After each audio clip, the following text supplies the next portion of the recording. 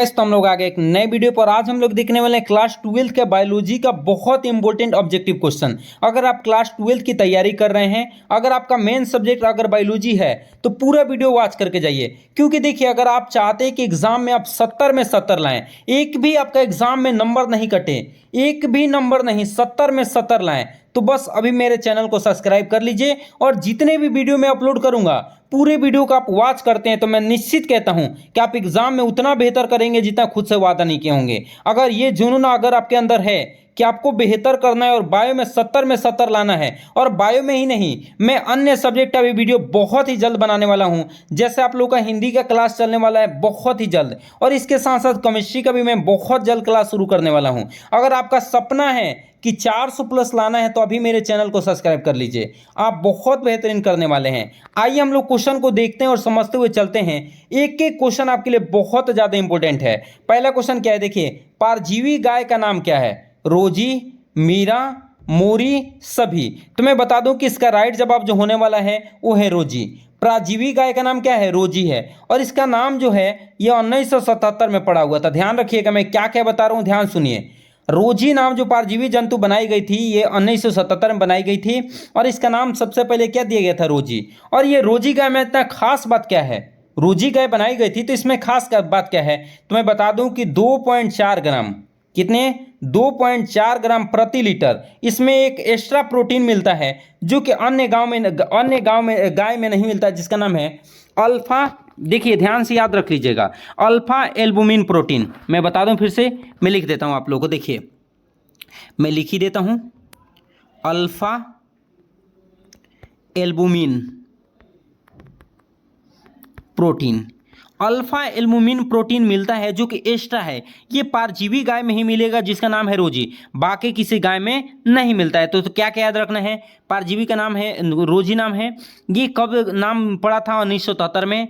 ये 2.4 ग्राम प्रति litre extra protein देती है। कौन सा? अल्फा एल्बुमिन प्रोटीन, जो मानव शिशु के लिए बहुत ज़्यादा ये लाभदायक होता है, और इसमें पोषक तत्व तो बहुत ज़्यादा मिलते हैं जो कि अन्य गाय में नहीं मिलते हैं। याद रखिएगा। अगला क्वेश्चन देखिए क्या है। अगला क्वेश्चन है जैव प्रौद्योगिकी, यहाँ पे जय कर लीजिए। जैव प्रौद्योगिकी को आणविक कैचिंग नाम से किसे जाना जाता है? लाइगेज, प्रतिबंधन एंजाइम, लाइसिंग एंजाइम, सभी। तो मैं बता दूं कि आणविक कैंची के नाम से जाना जाता है प्रतिबंधन एंजाइम को। किसको? प्रतिबंधन एंजाइम को। और मैं बता दूं कि टोटल एंजाइम 3 प्रकार का होता है, मैंने आप लोग को पढ़ाया है। एक्सोन्यूक्लियज, सुन लीजिए, मैं आप लोग को बता देता हूँ थोड़ा सा डिटेल। एक्सोन्यूक्लियज क्या करता है? किसी भी डीएनए को किनारों से काटना है। मान लीजिए कि ये डीएनए है, तो डीएनए को यहाँ किनारे से काटना है। डीएनए को कहाँ से काटना है? किनारे से काटना है। तो उसके लिए उपयोग होता है कौन सा? एक्सोन्यूक्लियज। कौन सा? एक्सोन्यूक्लियज। याद रखेंगे, एक्सोन्यूक्लियज का उपयोग कहाँ होता है? जब डीएनए को किनारे से काटना है तो एक्सोन्यूक्लियज का उपयोग होता है, ध्यान रखिएगा। और दूसरा होता है एंडोन्यूक्लियज। दूसरा कौन होता है? मैं बता दूं, एंडोन्यूक्लियज होता है। ठीक है, तो एंडोन्यूक्लियज जो होता है ये डीएनए को अगर बीच से काटना होगा, बीचों बीच से अगर काटना होगा, तो ये एंडोन्यूक्लियज काम में आता है। और विशिष्ट स्थानों पर जहां से मन करता है डीएनए को काटना है तो उसके लिए प्रतिबंधन एंजाइम का क्या किया जाता है? उपयोग किया जाता है। याद रखिएगा। और अभी तक ही ध्यान रखिएगा, अभी तक 900 से अधिक प्रतिबंधन एंजाइम की खोज हो चुकी है। 900 से अधिक प्रतिबंधन एंजाइम की क्या हो चुका है? खोज हो चुका है। एक बात और याद रखिएगा, और ये जो खोज होता है ये जीवाणु से होता है। 230 प्लस जीवाणु से अभी तक खोज हो चुका है, जो कि कितने? 900 एंजाइम अभी तक खोजे गए हैं। आपसे क्या पूछा जाएगा कि ये बताइए प्रतिबंधन एंजाइम की अभी तक कितना खोज हुआ है? तो आप लोग को याद रखना है कि 900 से अधिक अभी तक प्रतिबंधन एंजाइम की क्या हो चुका है? खोज हो चुका है, जो कि 230 जीवाणु से क्या किए गए हैं? खोजे गए हैं। एक बात और याद रखिएगा कि 1963 ईस्वी में सबसे पहले प्रतिबंधन एंजाइम को खोजा गया था, और उस प्रतिबंधन एंजाइम का नाम क्या है बताइए? का नाम आप लोग को याद रख लेना है, हिंद 2 जो है प्रतिबंधन एंजाइम, सबसे पहला खोजा गया प्रतिबंधन एंजाइम है, जो कि 1963 ईस्वी में खोजा गया था। अगले क्वेश्चन पे आ जाते हैं। अगला क्वेश्चन है जैव प्रौद्योगिकी का आणविक गंध के नाम से किसे जानते हैं? मान लीजिए डीएनए को छोटे छोटे टुकड़ों में हमने क्या कर दिया? काट दिया। इन टुकड़ों को अगर आपस में जोड़ना हो तो उसी को बोला जाता है आणविक गंध। तो जोड़ने का काम करता है लाइगेज एंजाइम। कौन सा? लाइगेज। मतलब ए नंबर बिल्कुल क्या इसका? सही है। अगले क्वेश्चन पे आ जाता है। अगला देखिए क्या है। आनुवंशिक अभियांत्रिकी के पिता कौन है? पाल्मर, फेस्लिंग, स्टैनले कोहेन सभी। तो मैं बता दूं कि इसका राइट जवाब जो होने वाला है ए नंबर बिल्कुल क्या होने वाला है? राइट होने वाला है। अगले क्वेश्चन पे आ जाते हैं। अगला क्वेश्चन देखिए क्या है। एगारोज जेल कहाँ से प्राप्त किया जाए? समुद्री घास, घास, पृथ्वी के अंदर, सभी। तो मैं बता दूं कि एगारोज जेल जो होता है समुद्री घास से प्राप्त किए जाते हैं और ये उपयोग किए जाते हैं जेल विद्युत के संचलन में। ये कहाँ उपयोग किया जाता है ये भी ध्यान रखिएगा। कहाँ उपयोग किए जाते हैं? जेल विद्युत के संचलन में। जेल विद्युत के संचलन में किसका उपयोग होता है? समुद्री घास का उपयोग होता है, इस बात को याद रखिएगा। या इसी को बोला जाता है क्या? इलेक्ट्रोफोरेसिस। क्या चीज़? इलेक्ट्रोफोरेसिस। इलेक्ट्रोफोरेसिस की क्रिया विधि में किसका उपयोग होता है? जेल ये एगारोज जेल का उपयोग होता है जो समुद्री घास से प्राप्त होता है। अगला क्वेश्चन देखिए क्या है। निम्न में कौन सा प्रतिबंधन एंजाइम है? बॉम H1, हिंद 2, PV1 सभी। तो मैं बता दूं कि प्रतिबंधन एंजाइम सभी हैं और इन तीनों के सिवाय और भी याद रखिएगा, जैसे मैं इको R1 अगर पूछ देगा कि इको R1 क्या है तो ये भी इको R1 भी क्या है? प्रतिबंधन एंजाइम है। और क्या? PST1 अगर PST1 देता है तो ये भी क्या है? प्रतिबंधन एंजाइम है। CLA1 ये भी क्या है? प्रतिबंधन एंजाइम है। याद रहेगा SAL1 SLA1 ये भी क्या है? प्रतिबंधन एंजाइम है। तो मैं जितने भी बताया Baum H1, Hind 2, PVU, eco R1, PST1, CLA1, SAL1 ये सभी के सभी क्या हैं? प्रतिबंधन एंजाइम हैं। और इसी के साथ और भी मैं एक दो बता देता हूँ, PVU2 और इसके साथ साथ आप लोग को और भी याद रखना है जिसका नाम है हिंद 3। क्या नाम है? हिंद 3। हिंद 3 भी क्या है? प्रतिबंधन एंजाइम है। जितने भी मैं बताया ये सब के सब क्या है? प्रतिबंधन एंजाइम, याद रखिएगा। अगला निम्न से कौन क्लोनिंग संवाहक है? BSE, YSE, PBI 322 सभी। तो मैं बता दूं कि इसका राइट जवाब सभी होने वाला है। इसके साथ साथ याद रखिएगा बैक्टीरियोफेज। बैक्टीरियोफेज ये भी क्या है? ये भी काम करता है किसमें? आप लोगों को ये क्लोनिंग संवाहक का काम करता है। रेट्रो विषाणु का नाम आप लोगों ने सुना होगा, रेट्रो वायरस, ये भी काम करता है किसका? ये भी संवाहक का काम करता है, ध्यान रखिएगा। लेकिन आप लोग से एक प्रश्न मेरा है, इन्हीं में से कहीं से आंसर है? जितना यहाँ पे बोर्ड लिखा हुआ है इन्हीं सभी में से आंसर है। ये बताइए गंगा का जल क्यों नहीं सड़ता है? इसका आंसर आप लोग कमेंट में बताइए कि आखिर गंगा का जो जल होता है वो क्यों नहीं सड़ता है? गंगा के जल को आप कितना भी दिन रख दीजिएगा तो सड़ता नहीं है, बाकी सड़ जाता है, क्यों? इसका आंसर राइट में आप लोग बताइए। सबसे पहले प्रतिबंधन खोजा गया कौन सा है? अभी इसका आंसर बताया था जो कि 1963 ईस्वी में सबसे पहला खोजा गया प्रतिबंधन एंजाइम है। और इनमें से कौन है आप लोग आंसर में कमेंट बताइए।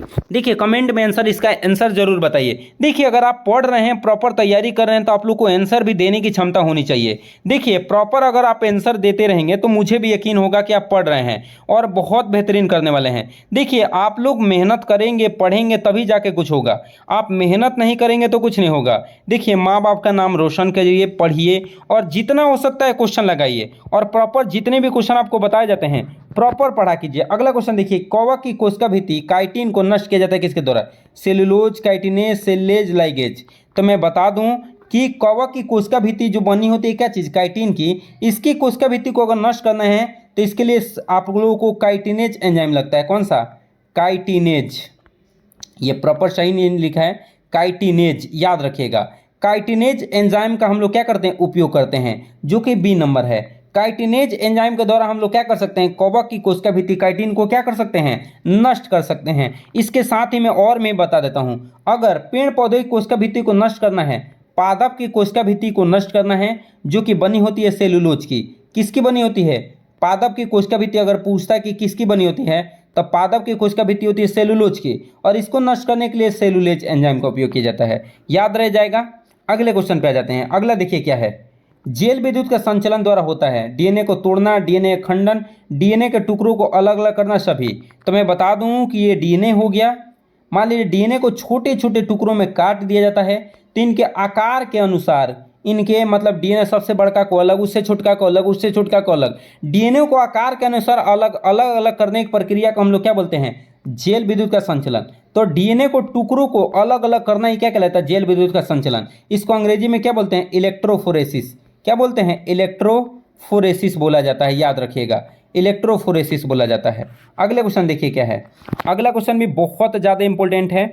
देखिए क्या है क्वेश्चन, कि पराबैंगनी प्रकाश से अनावृत करने पर चमकीली नारंगी पट्टी दिखाई देता है किसके द्वारा? एथिडियम ब्रोमाइड, इलेक्ट्रोफोरेसिस, एगारोजेल सभी।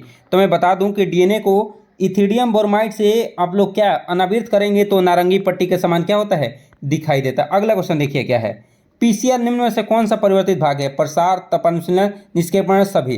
तो मैं बता दूं कि इसका राइट जवाब जो होने वाला है सभी है। ये भी प्रोसेस होता है, ये भी, लेकिन ये याद रखिए एक नंबर पे पीसीआर में प्रोसेस ये होता है, दूसरे नंबर पे ये प्रोसेस होता है, तीसरे नंबर पे ये प्रोसेस होता है। मतलब इसका राइट जवाब क्या होने वाला है, सभी होने वाला है। अगले देखिए, पादप की कोशिका भित्ति को नष्ट किया जाता है, काइटिन, सेलुलेज, लाइसोजाइम, सभी। तो मैं आप लोगों को कुछ देर पहले ही बताया था कि कवक की कोशिका भित्ति काइटिन की बनी होती है, किससे, काइटिन की। अगर काइटिन को नष्ट करना है तो काइटिनेज एंजाइम लगेगा।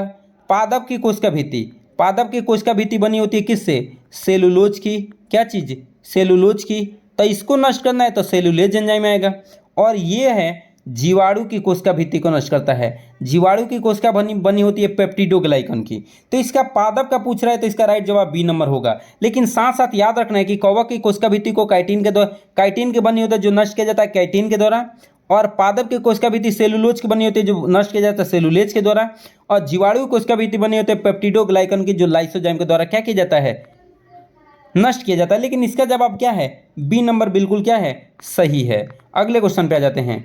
अगला है पीबीआर 322 में कौन वर्ण युगत चिन्ह होते हैं, एम्पसिलिन, टेट्रासाइक्लिन, क्लोरोफेनिकल, सभी। तो मैं बता दूं कि इसका राइट जवाब सभी होने वाला है। अगले क्वेश्चन पे आ जाते हैं। अगला क्वेश्चन देखिए क्या है, इकोआर1 प्रतिबंधन एंजाइम निम्न में से किस जीवाणु से मिलता है, स्ट्रेप्टोकोकस, और इसके साथ साथ क्या है, ई बैक्टर, ई कोली, सभी। तो मैं बता दूं कि इकोआर1 जो होता है, इकोआर1 प्रतिबंधन एंजाइम इश्चीरिया कोलाई जीवाणु से क्या किया जाता है, प्राप्त किया जाता है। और ये जो है डीएनए में पहचान करता है GAA-TTC को।